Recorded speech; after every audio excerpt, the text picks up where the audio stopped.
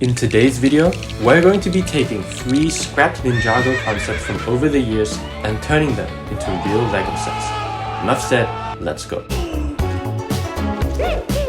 Okay, so I'm a huge Season 13 fan. I think Master of the Mountain is one of the best seasons of Ninjago ever, and it had some really cool concept art too. One thing that I really liked though was this little gear suit concept that looks like a really interesting add-on to a minifigure. So here's what I got in the end.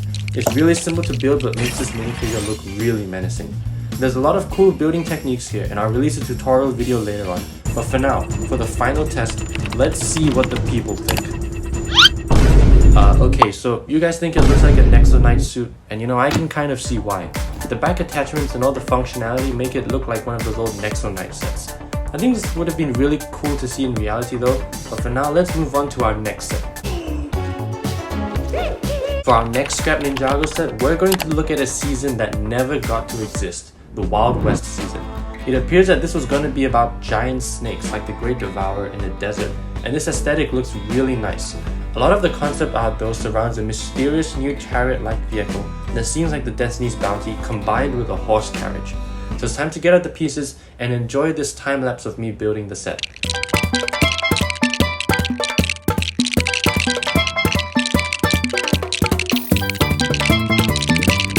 This thing looks epic. I really like the shaping of the roof and the overall color scheme.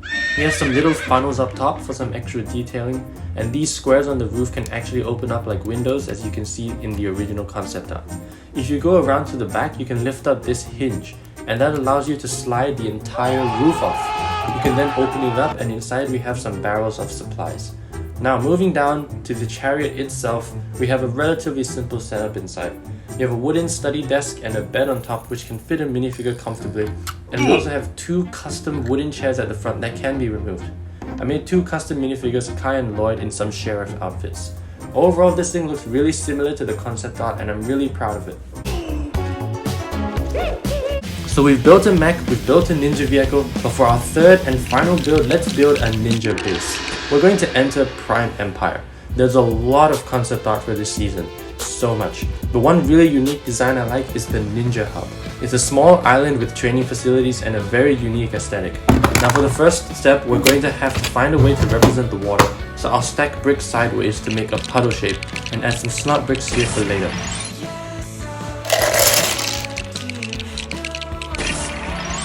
Now we can get out some base plates so we can build on the puddle, and I'll begin by adding some layers of sand bricks, a layer of grey bricks, and some green to finish it off.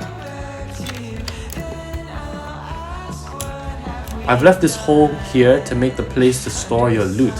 Now let's build up some walls and gateways and add a cover for the loot hole. Okay, at this point I'd been working on this video for over 6 weeks and I was getting pretty annoyed. So I didn't cover up the top and just speed ran the tree on the side with these brown pieces and the elevation platform to the right.